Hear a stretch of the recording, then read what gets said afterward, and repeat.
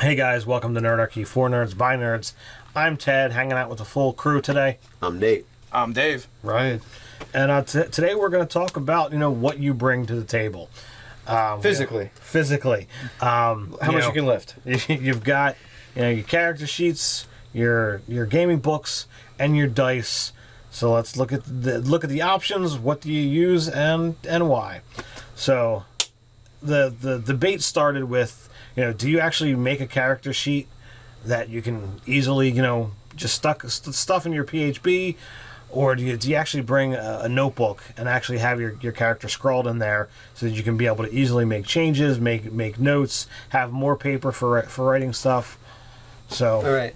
So for the start for that, I have my Elven Cleric on a character sheet, and I do character sheets for pre-gen, like one-shots and things like that. Mm-hmm. But I have a character notebook for all my other characters. So my first character for 5th, I wrote on the, printout sheet, the printout PDF.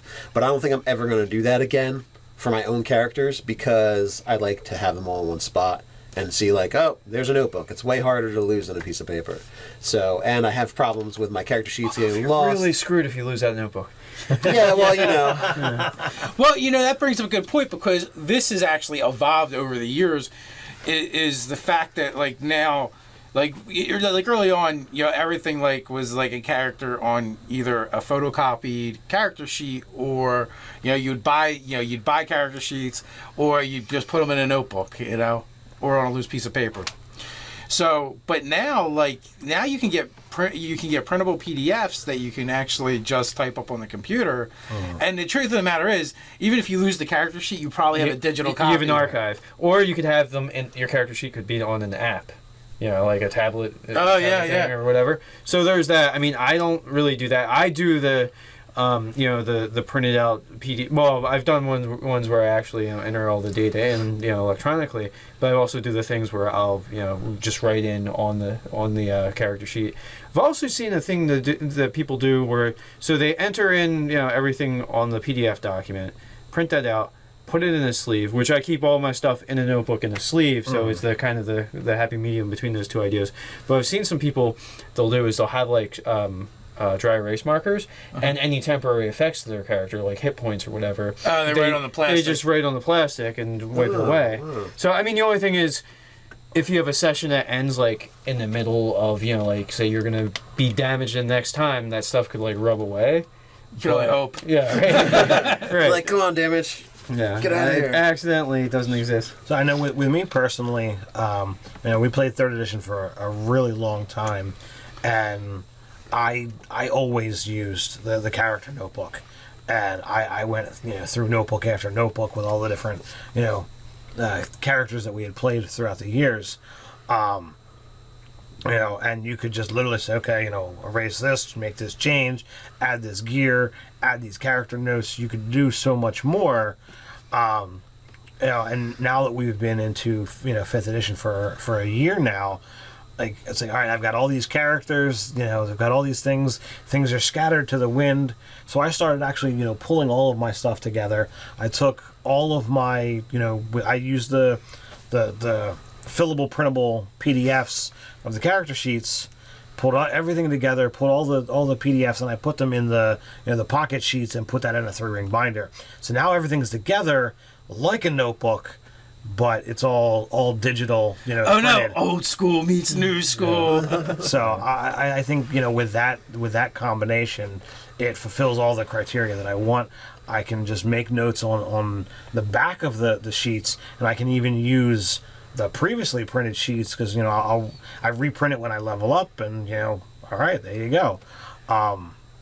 I only reprint every couple levels. I just in pencil scratch things out and write things on there, just because I don't want to be printing every time he levels. And so if something significant happens, I'll be like, all right, well it's time to reprint the character sheet out. But for the most part, I just scribble on there. And so that's, I think we thoroughly covered character sheets. With 5th edition being a new edition and there's not nearly as much stuff, it's so much easier. Because really all of my stuff will fit in one book bag, One heavy book bag. and I don't have to worry about it. And it's like, Geez, third edition, man, you would need like A truck. travel luggage. Yeah. To bring it With off. all the wheels. so it's not really a big deal whether I'm a player or a DM. I probably have all my books with me because they all fit in one spot. But depending on the game you're playing or running, if there's a lot, if it's very book heavy, then you actually have to pick and choose. What do you bring? Right. So do you just bring? Do you try and bring them all anyway?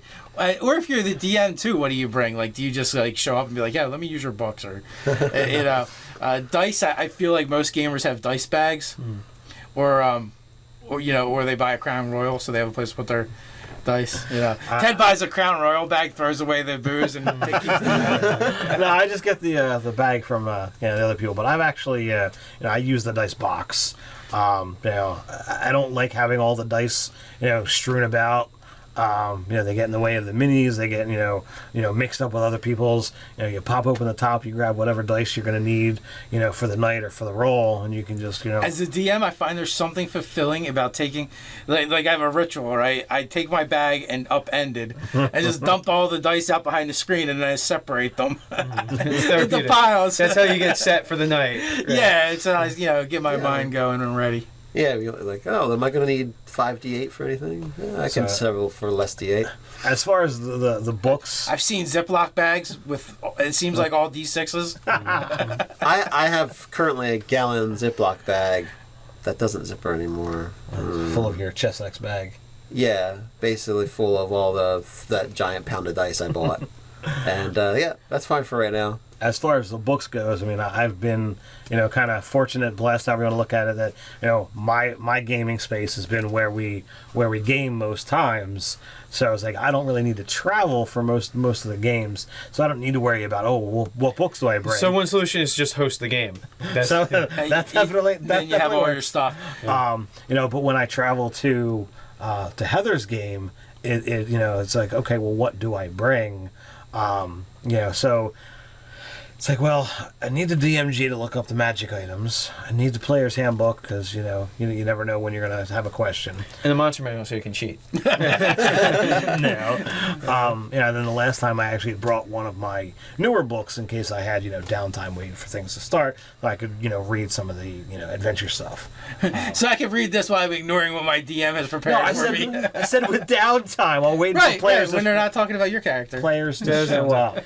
So before the game starts. Yeah. Yes. So the other option is to not buy any of the books. So like in this edition, I haven't bought any of the books because I know what happens with these editions. Every time you get like more and more books, like by the time you're done, you own 75 books from the edition. You move and like it's like, what do I donate these to a Goodwill? Do I try to sell these off? Some of us aren't nomads moving every 3 months. If you live in a major metro area, you usually move like every year or two. Like that's There's kind of people that have to come. No, I've been living in the same place all my life. I don't know what you're talking about. So favorite? Philly, New York, Boston, whatever. You're probably moving like every other time. But anyway, like my whole thing is, I want to be able to put all the books on a Kindle or a laptop or my phone.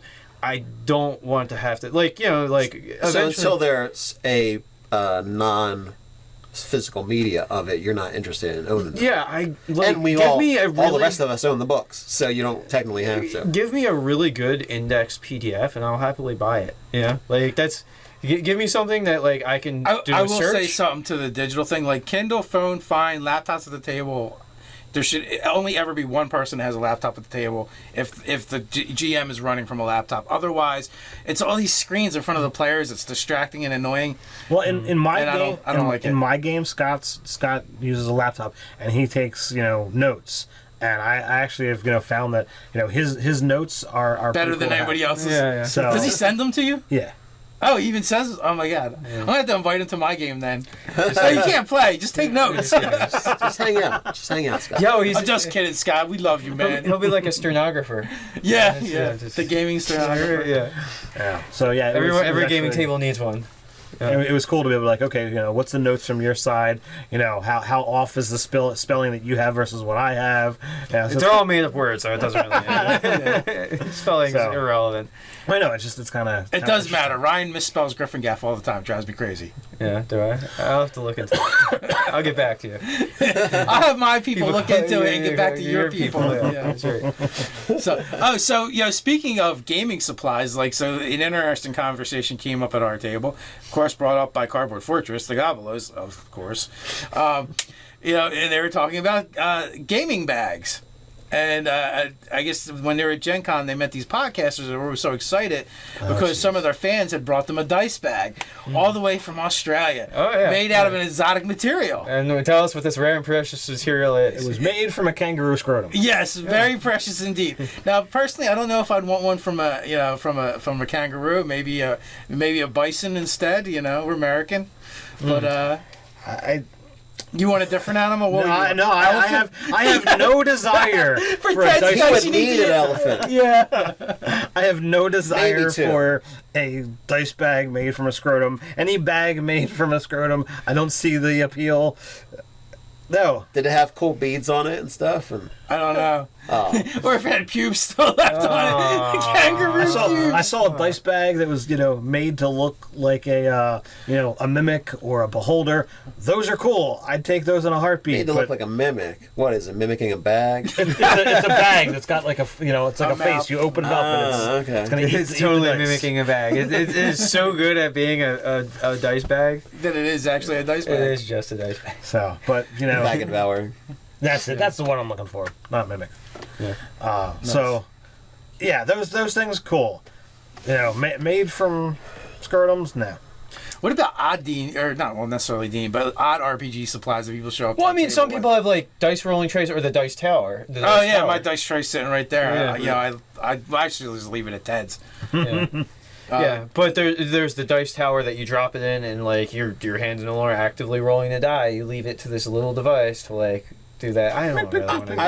I like those because they're compact and you don't have to worry about your dice going. But I don't like them because they're noisy. No, so the dice tower, DMG Info, he makes them, and basically, if his players and all of his players use it in his home games, if they can get the dice to fly out of the tray, they get some kind of bonus. But he's like, I spent so much time making this thing so that dice can won't fly out, and I threw them in. I throw them in there at like 90 miles an hour,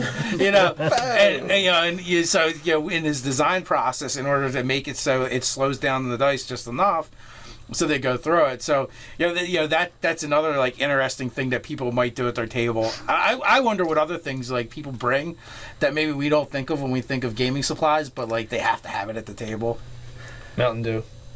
And Cheetos. One of my players makes handmade dolls, and she tends to bring one to the table, like to show off the next thing. So like if you have like an artist that's into their craft and it's a physical craft, then they might have like a artistic bent towards like, here's my newest sketch, or here's my character, here's my character, or something like that. So yeah, they're fan art of their own character. Yeah, they're fan art. Nice.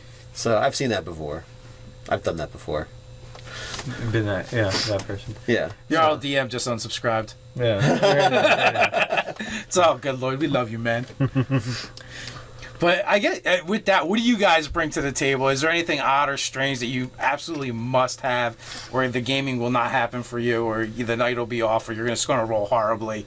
Let us know in the comments below while you're at it. Like, share, and subscribe. You can find us over on Twitter at Nerdarchy. You can support our Patreon. You also check out the articles at nerdarchy.com. So until next time, stay nerdy.